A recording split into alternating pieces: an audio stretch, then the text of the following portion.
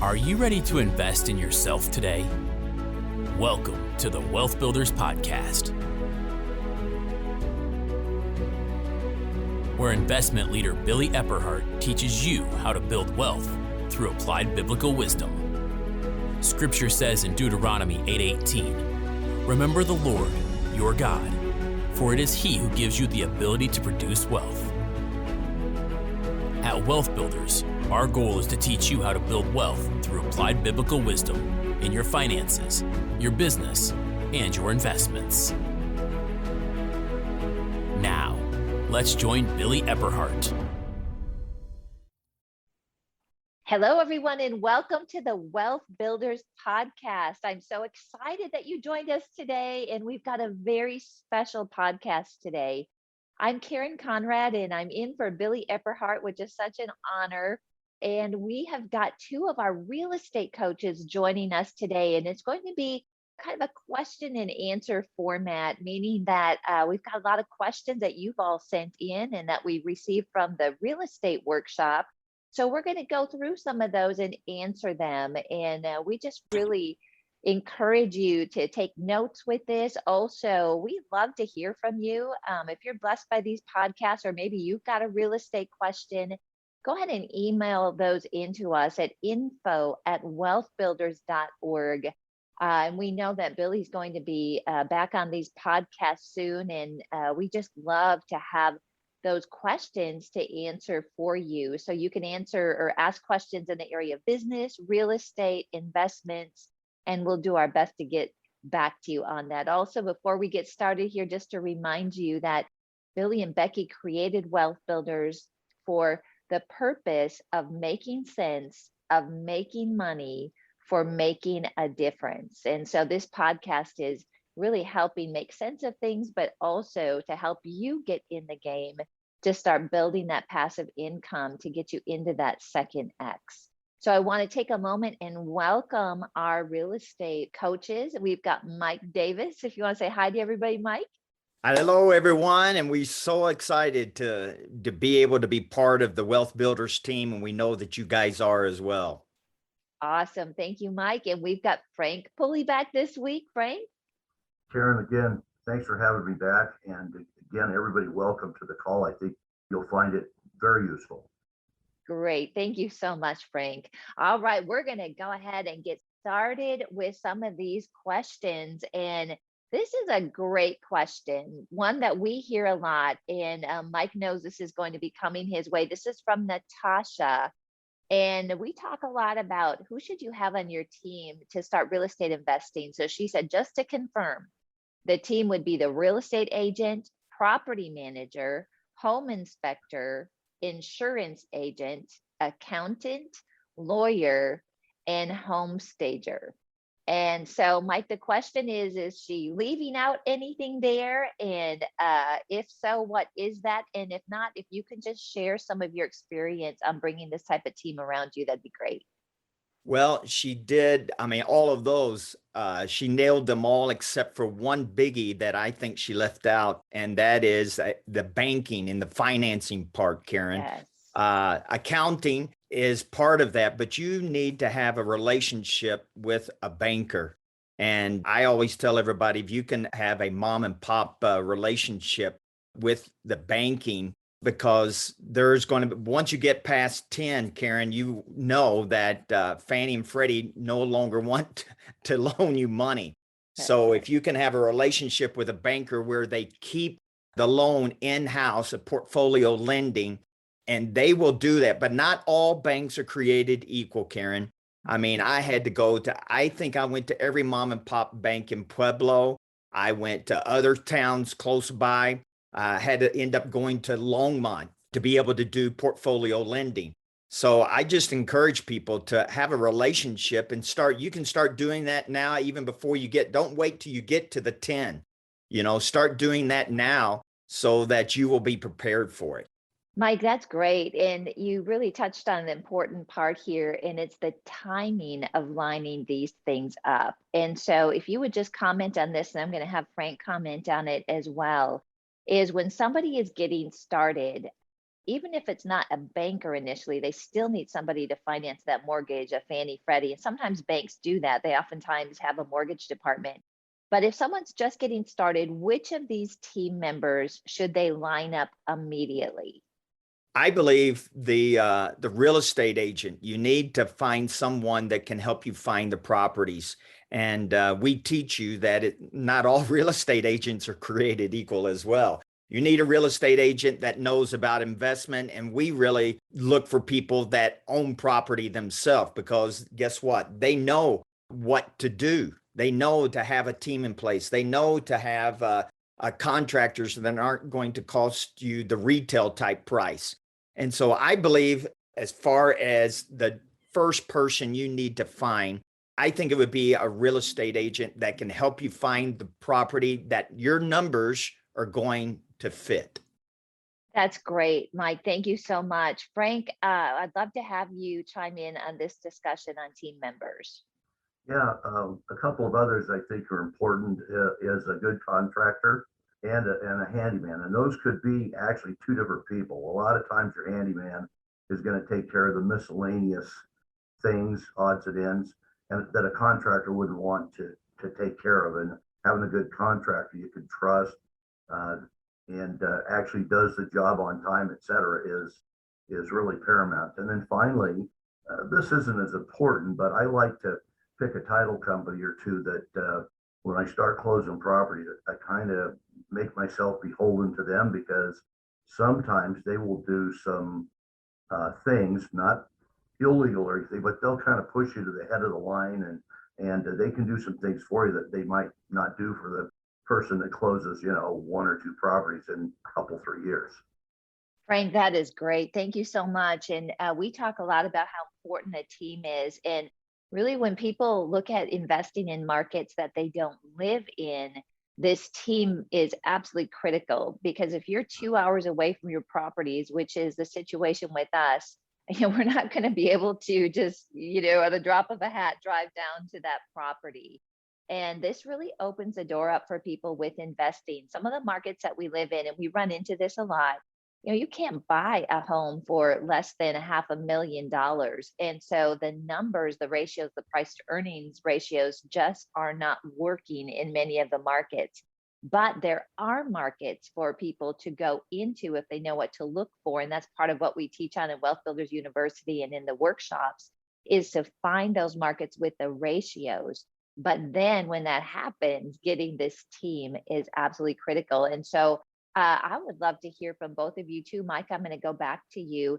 If someone says, hey, I can't find properties in my neighborhood, I need to find a place to be able to purchase that fits, what we're comfortable purchasing in, what are some steps that they should take to be able to locate those properties?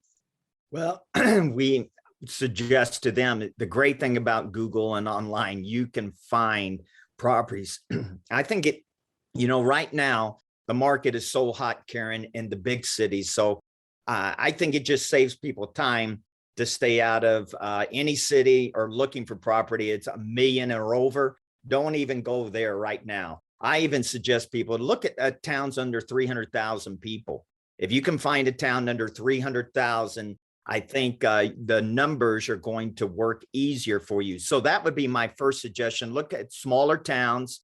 Or if you want to look at towns, if you're familiar even with your city, that's a bigger city, there's always outlying small communities. So look at small communities outside your area first to see if there's something that the numbers would work for you. And then if that's not going to work, start looking and Googling for smaller towns under 300,000 and just see. You could go to Zillow, realtor.com, see what the prices of homes are. Even Craigslist, see what the prices of homes are. Rentals, you can do the same thing. Craigslist, see what they are renting for. And I think there's so much information that you can, even before you have the money, Karen, even before you have the money to purchase, you can do all of this research. And then, like we said last week, when the student is ready, the teacher will show up. Once you got everything in place, I believe the money can come in for you to make your first down payment on that house. That's awesome, Mike. Thank you. Frank, what do you think about that? What advice would you give people when they need to find a property outside of their area? Well, that was a really good answer, Mike. But I think what I would do is, again, it goes back to a realtor that works with investors. Got to be somebody that works with investors.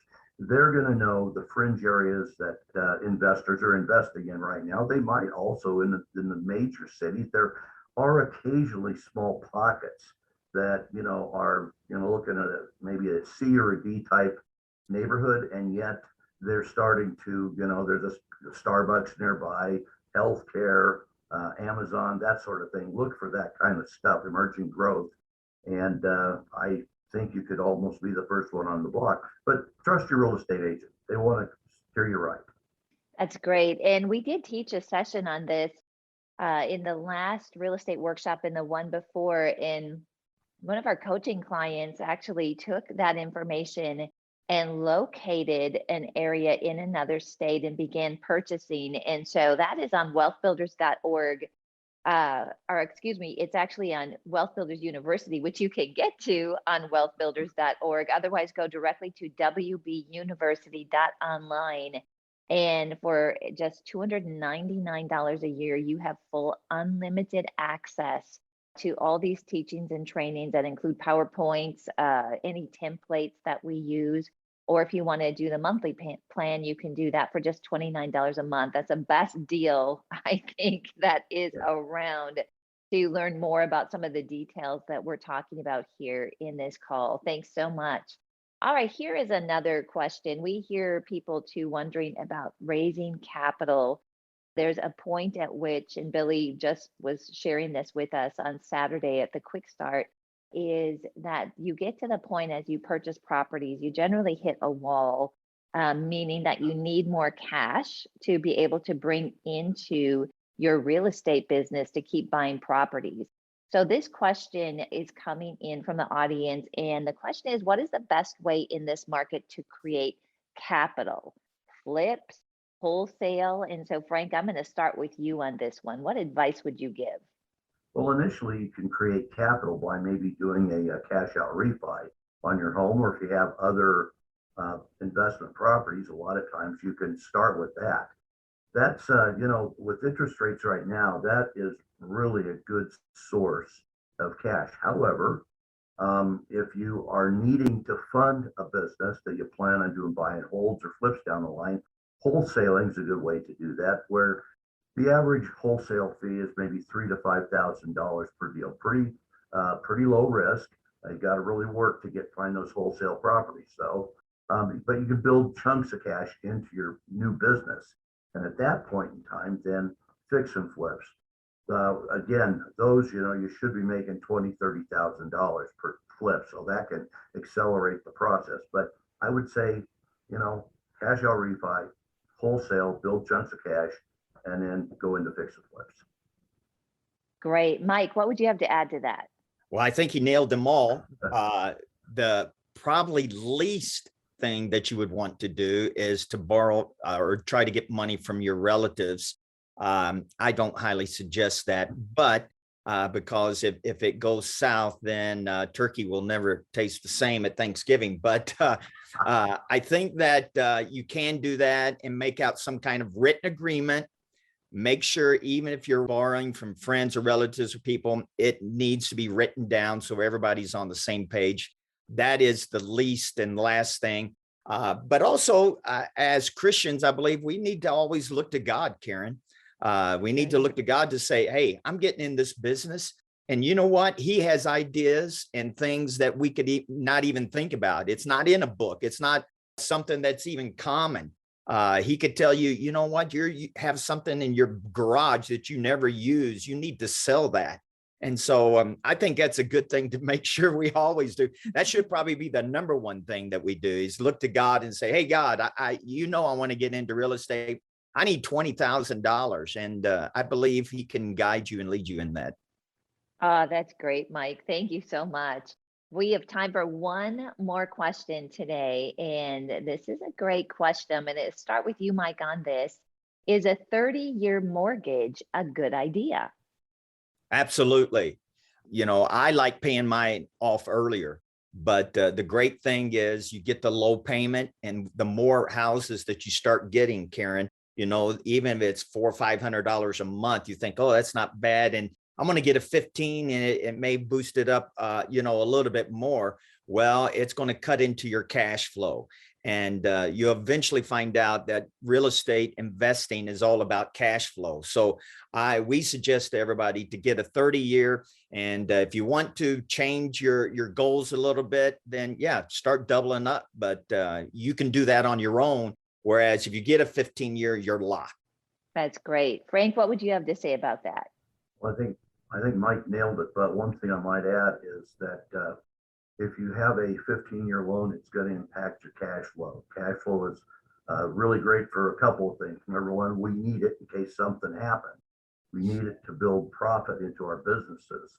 And again, the name of the game is return on investment, and a lower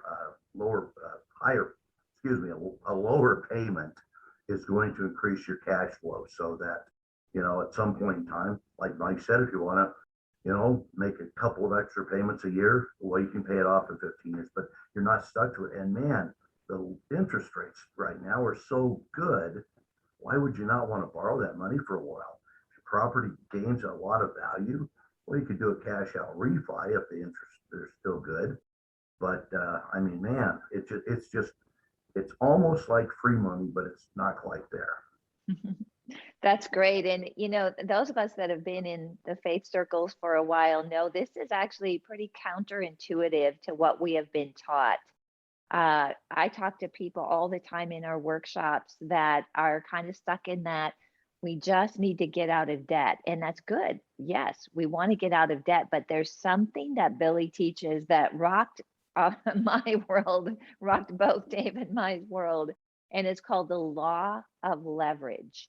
And there is a way to think about things when we real estate invest that is different than maybe what we have been taught, particularly in Christian circles over the years. And I'm not saying that getting out of debt is wrong. I'm saying that there is a way to utilize debt in a way that creates more wealth, and you do it in a wise way. So if some of you are hearing this and thinking, my gosh, I've been taught just to get out of debt, I encourage you to listen to Billy's teaching or get his book called Money Mastery. Or I've mentioned to you about Wealth Builders University. He teaches on something called the Triple X. He also has blogs about this for completely free of charge, and it's at wealthbuilders.org. This is a fundamental understanding. It's a shift in the way that we think about money that is very important for us to understand to make decisions on things like this with a mortgage. And so, Mike, I know that you've been in that position. This is a mindset change that you've had to walk through. Can you just give people a little idea of what that might look like and how it actually changed your life, thinking about these things a little differently? Well, it totally rocked my world as well, Karen, because I, as well, the number one thing, get out of debt, and then, get your house paid for. You're believing God to get your house paid for. And we just had 2 years left on our home, and we were going to get paid. Not have a house payment anymore. So the bottom line is this: how is your house going to make money for you? So I believe that the wisdom of God in doing business his way, he wants us all to be able to give more. I think all Christians have the idea, I want to give more, but just wanting to give more and the ability to give more, it's so far different than what people think. You can't just say, I want to give.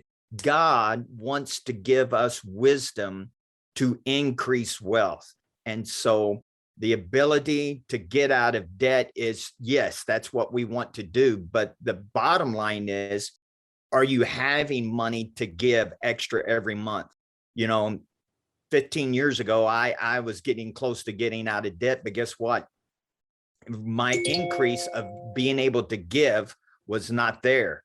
And so by doing real estate, now I've given more than I ever have. And so I believe that's where the wisdom of God comes in, Karen. That's awesome. Thank you so much, Mike. Your story is so compelling and encouraging. Again, to learn more, go to wealthbuilders.org. And we've got a great conference coming up in February 2022 that you don't want to miss. And we've got a lot of specials going out right now. So if you are on our email list, you're going to hear about those and take advantage of the special for that conference. If you're not on our email list and you would like to hear about these things and updates on news and blog articles that Billy and Becky have for free, just go to wealthbuilders.org and subscribe. I am telling you, the information that Billy and Becky send out is really, truly life-changing in this area of growing in God and understanding kingdom finances. So thank you so much, Frank and Mike, for joining us today. Thank you all for tuning in. We sure love and appreciate you. And on behalf of Billy and Becky, they just want to wish you a very happy holidays, Merry Christmas, and Happy New Year. God bless you. We hope you learned something of lasting value today from this Wealth Builders podcast. If you'd like any tools, teachings, or resources mentioned in the podcast, you'll find them online at wealthbuilders.org. Wealth Builders exists to teach you how to build wealth through applied biblical wisdom in your finances, your business, and your investments. The Wealth Builders podcast is produced by Celine Williams, with music by Audio Jungle and narration by Greg Hunter. Wealth Builders is a nonprofit organization. We depend on your donations to keep this podcast running. Please consider donating to us on wealthbuilders.org.